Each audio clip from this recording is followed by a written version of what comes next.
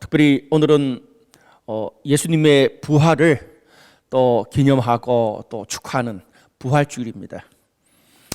부활주일에 저는 부활의 위로라는 제목으로 함께 말씀을 나누겠습니다. 부활절이 되면 전 세계 교회는 다들 형식은 조금씩 다르지만 각자의 전통과 방식대로 예수님의 부활을 감사하고 기뻐하는 예배를 드리고 다양한 세레모니를 진행합니다. 그런데 이번 2020년 부활절은 역대 어떤 부활절과는 조금 다른 것 같아요. 잠시 영상을 하나 보시고 계속 말씀을 듣도록 하겠습니다. 트럭에 올라타고 성당 지붕으로 올라간 신부, 또 신자들 사진을 세워두고 미사를 한 성직자. 부활절을 일주일 앞둔 전 세계 성당과 교회들입니다. 프란치스코 교황도 텅 빈 대성당에 홀로 섰습니다. 김나한 기자입니다. 바티칸 대성당은 사람들을 찾아보기 힘듭니다. 혼자서 기도하는 프란치스코 교황이 눈에 띕니다. 감염병이라는 비극 앞에 거짓된 안정이 무너지고 수많은 희망이 배신당하는 가운데 예수의 사랑에 마음을 열라고 말합니다. di contatare chi soffre, chi è solo e bisognoso. 부활절을 일주일 앞두고 예수의 순환이 시작됐음을 알리는 성지주일. 매년 이날만 되면 바티칸은 신자들과 관광객들로 가득 찼지만 이번엔 신자 한 명 없이 미사가 조용히 진행됐습니다. 인터넷을 타고 전 세계 곳곳에 중계됐을 뿐입니다. 나라마다 치러진 미사도 신자들과 어떻게 하면 멀찍이 떨어질까를 고민했습니다. 이탈리아에선 발코니에 선 신자들을 위해 성직자들이 지붕 위로 올라갔고 필리핀에선 신부가 트럭을 타고 길거리로 나온 신자들을 만나러 갔습니다.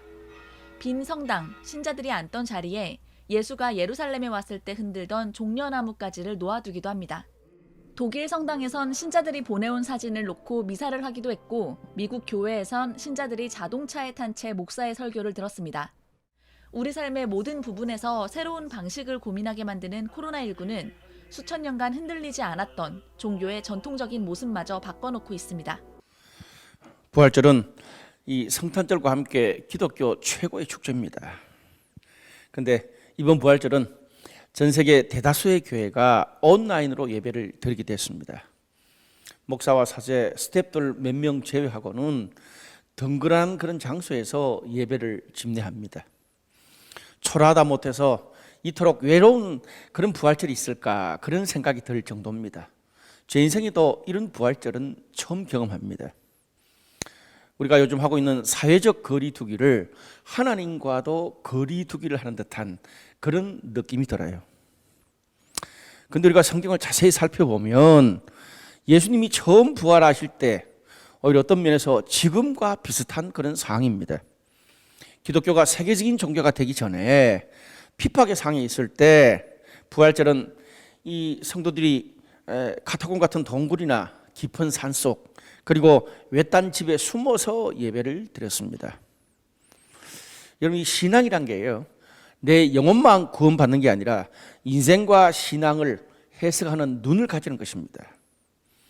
우리가 이 덩그런 성전에서 목사가 예배를 인도하고 성도들은 온라인으로 예배를 드리는 게 이 참 죽음도 이기시고 부활하신 예수님인데 별것 아닌 바이러스 하나 때문에 우리가 이렇게까지 예배 드려야 되나 하나님 앞에 참 죄송한 마음을 금할 길이 없습니다. 충분히 그렇게 생각할 수 있어요. 근데 저는 좀 다르게 한번 생각을 해봤습니다. 어떤 면에서 몇 주만 빨리 이 코로나 사태가 진정되었으면 참 기쁨으로 우리가 부활절 예배를 드릴 수 있었을 텐데 아쉽기는 합니다. 그런데 이번 부활절을 보면요, 온 세계 사람들이 코로나 때문에 답답하고 불안해하는 것처럼 하나님도 우리의 고난에 함께 동참하시는구나 그런 생각이 들었습니다. 우리가 지금 있는 모습 그대로 부활절 예배도 받으시는 거예요. 그것이 많은 성도들이 있는 멋진 성전이든지 아니면 가족이나 화면을 보고 예배를 드리든지 아니면 지붕이나 차에 있든지 간에 우리가 어떤 모습, 어떤 상황에 있든지 간에 주님은 우리가 당하는 고난에 함께 동참하시고 부활의 능력과 기쁨으로 우리를 이끄십니다. 이것이 부활이 우리들에게 주시는 위로입니다. 오늘 본문의 말씀은 부활하신 예수님이 막달라 마리아와 제자들을 찾아가시는 장면이에요.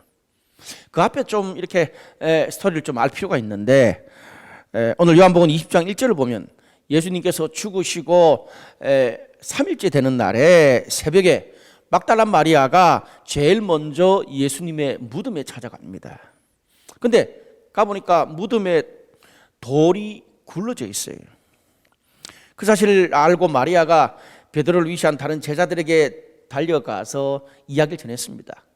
그 이야기를 듣고 또 베드로와 다른 제자가 예수님의 무덤 앞에 와보니까 마리아의 말 그대로 예수님의 시체는 없고 그 예수님의 시체를 둘러쌌던 그런 옷감만 이렇게 널브러져 있거든요. 제자들은 그렇게 돌아가고 마리아는 다시 예수님의 무덤에 찾아왔어요. 그런 상황에서 오늘 11절 말씀을 보니까 마리아는 무덤 밖에 서서 울고 있더니 이렇게 되어 있습니다.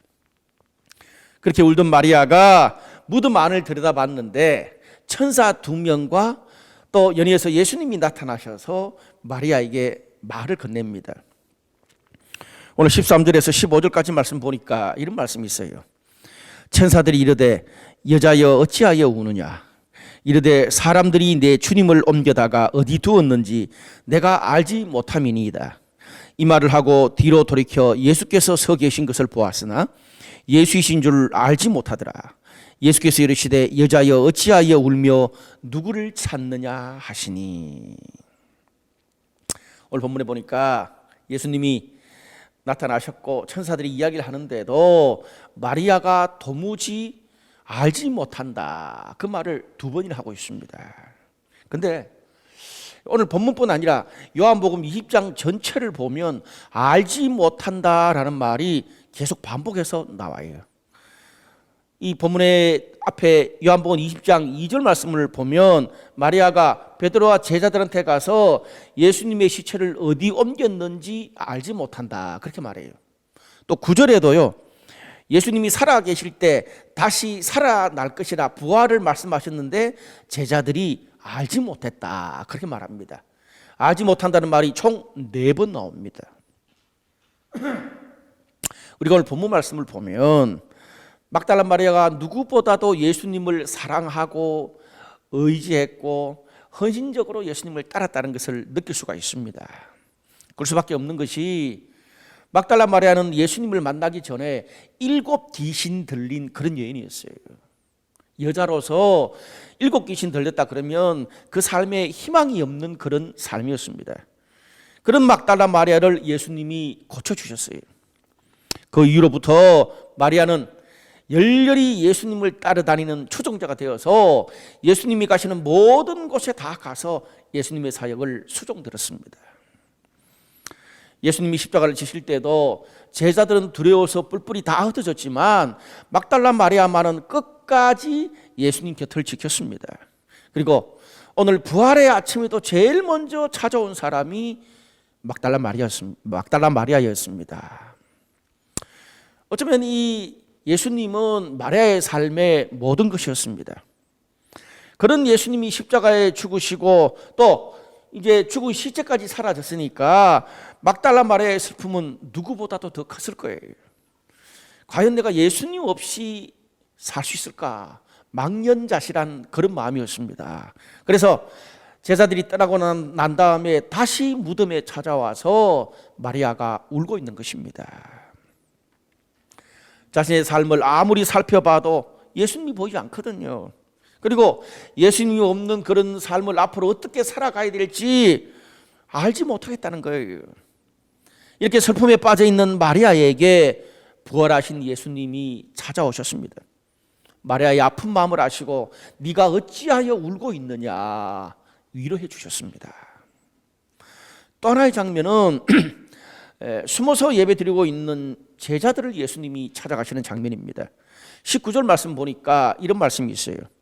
이날 곧 안식 후 첫날 저녁 때에 제자들이 유대인들을 두려워하여 모인 곳에 문들을 닫았더니 예수께서 오사, 그렇게 나와 있어요. 같은 날 제자들이 늘 모이는 곳에 예수님이 찾아갔습니다. 그런데 이 본문 이 구절 바로 앞에 보면 예수님을 만난 그 부활하신 예수님을 만난 마리아가 제자들한테 와서 예수님 만났다고 이야기를 했어요. 그럼에도 불구하고 제자들의 반응은 유대인들이 두려워서 모인 곳의 모든 문들을 닫았다, 그렇게 말하고 있습니다. 뭐 한두 개만 아니고 이게 복수예요. 문들이 그 큰 집이었을 거예요. 제자들이 모인 곳이니까 여러 모든 문들을 다 닫았다는 거예요. 이렇게 닫힌 문들은 어쩌면 제자들의 닫힌 마음을 그대로 보여주는 것일 수도 있습니다. 첫 부활절 날 아침에 마리아와 제자들의 상황이 어떻습니까? 알지 못하고 보이지 않아서 슬퍼하고요, 두려워서 문을 닫고 있습니다. 어쩌면 이것은 2020년 부활절을 맞이하는 저와 여러분 우리들의 상황과 비슷할 수 있습니다. 그렇게 오랫동안 주님을 믿어왔고 하나님이 함께 하신다고 고백도 하고 있는데 내 인생과 미래를 어떻게 할지 최근에 돌아보니까 알지를 못하겠어요. 빈 무덤을 기웃거린 마리아처럼 교회도 셀 모임도 계속 기웃거리고 말씀도 보고 기도도 하는데 내 삶의 부부관계에 비즈니스에 도무지 주님이 보이지 않는 것 같아요. 그렇게 불안하고 두려운 마음에 마음 문도 닫고 집의 문도 직장 문도 교회 문도 닫고 있는 그런 우리들을 보는 것 같습니다.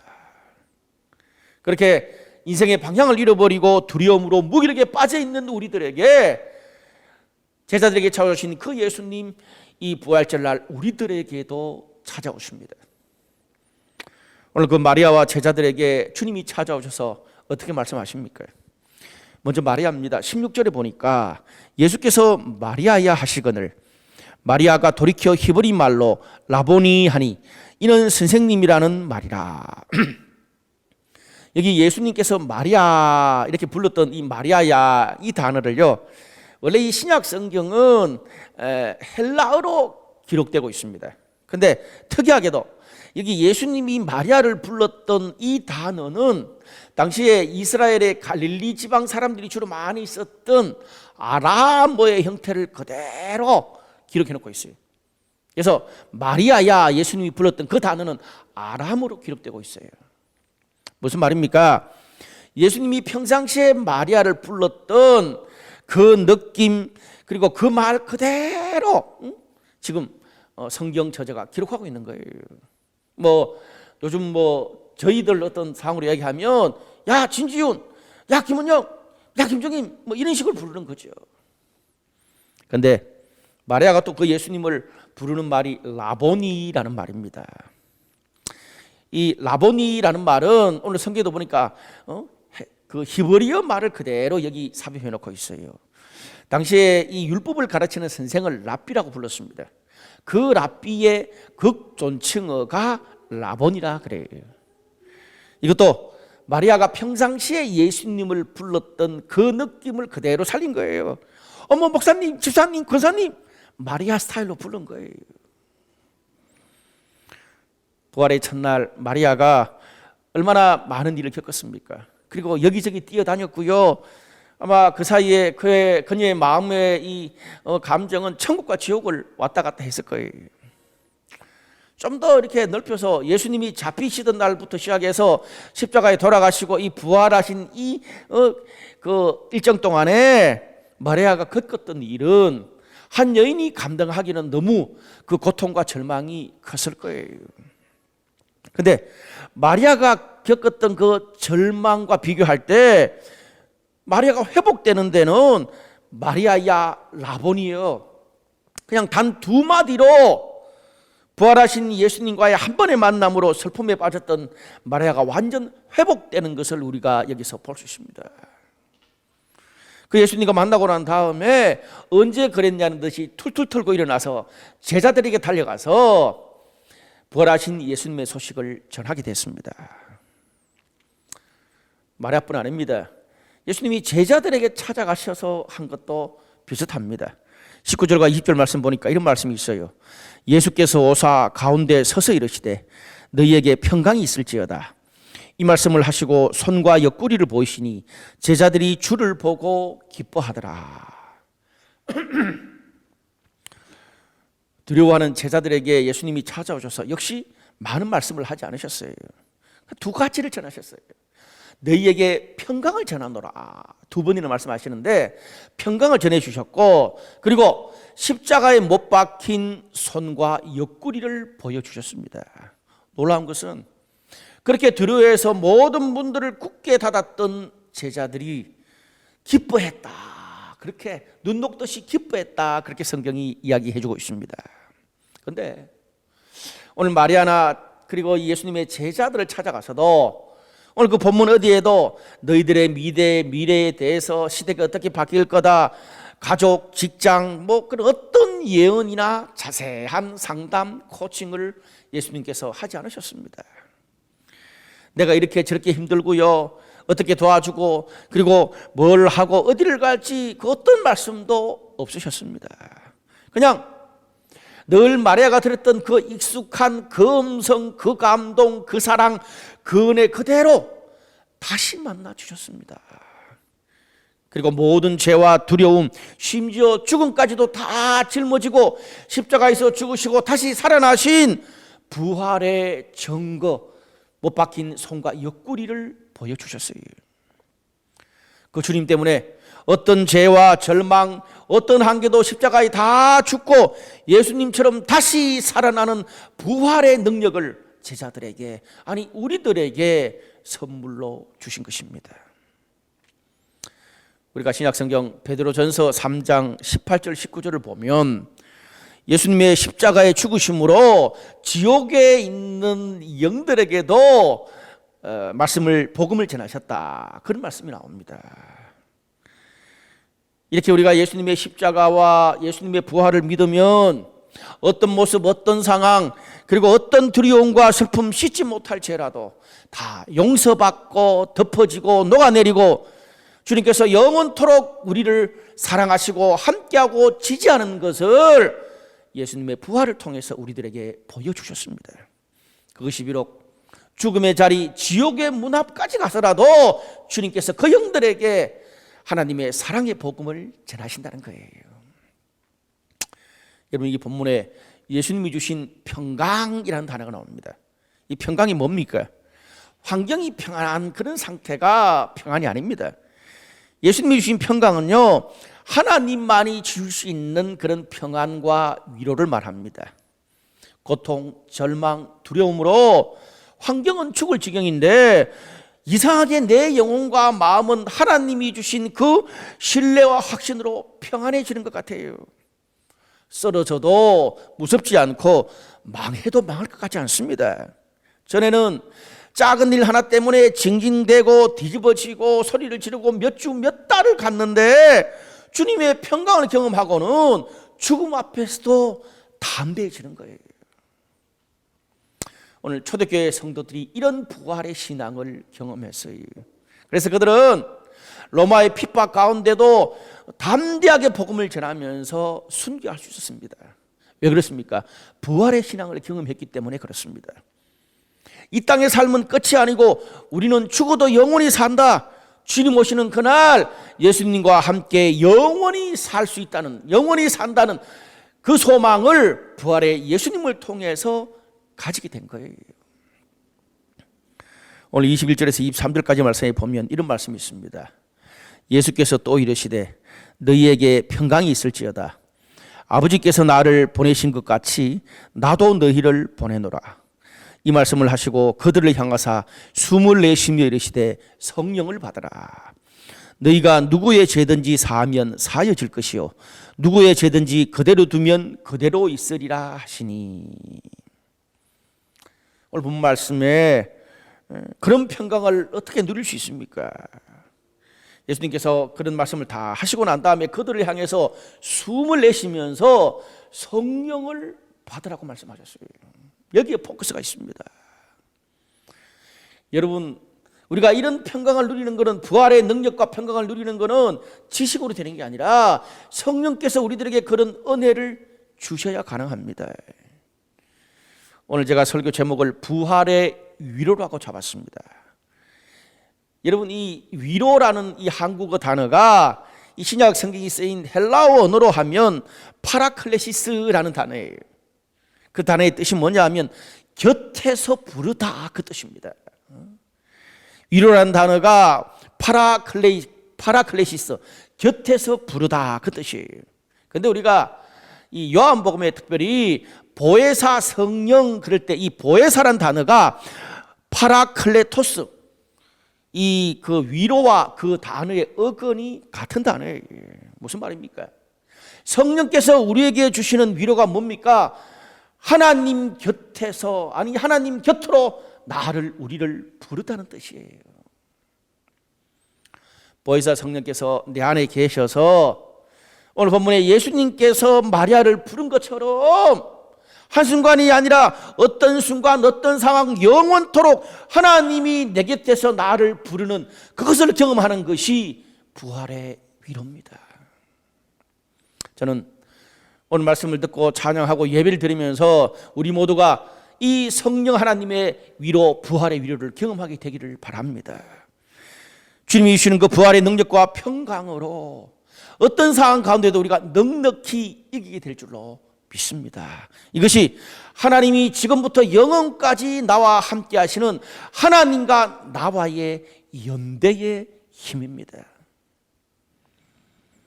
말씀의 결론을 맺겠습니다. 영상 하나 보시고 말씀을 맺도록 하죠.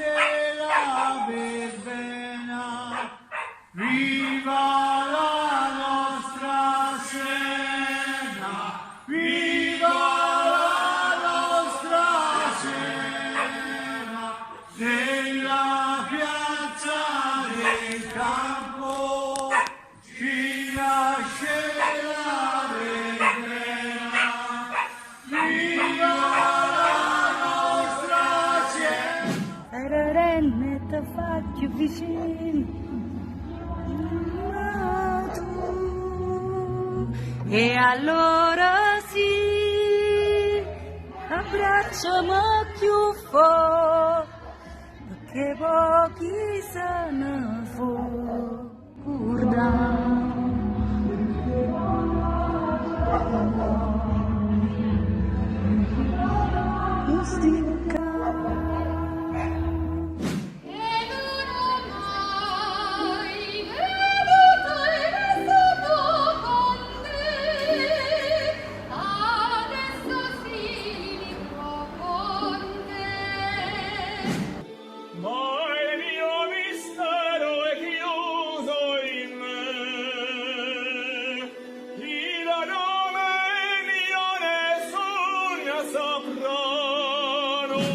Tutto bene, dai che siamo forti, dai che gli anticorpi ce li abbiamo, gli anticorpi come popolo ce li abbiamo.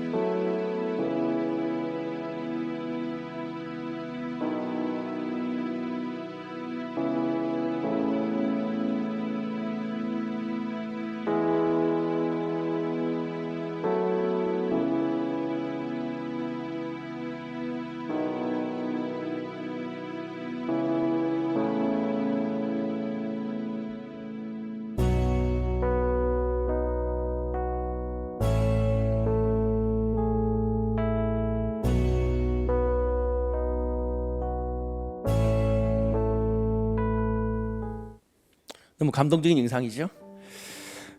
오늘 21절 말씀에 보면 이런 말씀이 있어요. 예수께서 또 이르시되 너희에게 평강이 있을지어다. 아버지께서 나를 보내신 것 같이 나도 너희를 보내노라. 평강과 함께 주님은 우리를 보낸다고 말씀하십니다. 부활은 파송과 같이 나와요. 여러분, 이게 참 중요해요. 부활은 파송과 같이 나와요. 나 혼자 부활의 은혜, 부활의 능력, 성령님께서 옆에서 부르시는 그걸 경험하는 게 아니라 내가 받은 그 하나님의 위로, 변화, 감동을 주변 사람에게 나누라는 거예요. 막달라 마리아를 보세요. 제일 알지 못한다는 말을 많이 하고 울고만 있었던 그런 마리아가 부활하신 예수님을 만나고 되려 제자들에게 부활의 소식을 제일 먼저 전하는 부활의 증인이 됐습니다. 코로나 사태로 저희들은 한 몇 달 동안 참 힘든 시간을 보내왔고 지금도 보내고 있습니다. 그런데 우리가 이런 고난 중에도 우리와 함께 하시는 그 예수님의 부활의 은혜를 경험하면 마리아처럼 고난 중에도 주님의 그 부활의 능력, 변화시키는 그 은혜를 주변 사람들에게 나누고 전하게 될 줄로 믿습니다. 여러분, 방금 그 영상에서 사실 지금 뭐 이 코로나 사태로 이탈리아는 뭐 지금 확산자가 전 세계 2위예요. 그리고 이 사망자도 너무 많습니다.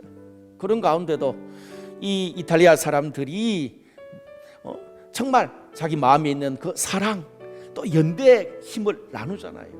그러니까 어려운 가운데도 이런 희망을 주는 메시지가 되는 거예요. 전 세계 사람들이 이 영상을 펴나르고 있어요. 여러분, 그런데 우리는 그보다 수십 배, 수억 배 더한 예수님의 부활하신 은혜를 나누게 된다면 얼마나 더 큰 하나님의 능력이 우리 가운데 역사하게 될지 기대가 됩니다. 저는 최근 한 몇 주 동안 성도들과 이렇게 전화 신방을 좀 자주 합니다. 그러면서 지난 몇 달 동안 참 어려운 가운데도 하나님께서 함께 하시는 그런 간증들을 들으면서 목사로서 참 감동이 되고 위로를 받았습니다. 정말 이번 이 코로나 여러 가지 상황 때문에 경제적으로도 너무 힘들고 또 일거리도 줄어들고 뭐 월급도 줄어들고 여러 가지로 참 어려운 가운데도 오히려 하나님 은혜 붙잡고 잘 견디는 그런 가정이 있고요. 그리고 뭐 이 자녀들 하루 종일 뭐 집에 지금 데리고 있으면서 뭐 한 달, 두 달 넘어가면서 힘든데 오히려 이제는 가족들과 함께 서로 삶을 나누고 함께 예배하고 서로 가족들과 좋은 시간을 보낼 수 있다고 그렇게 간증하는 분도 계시고요.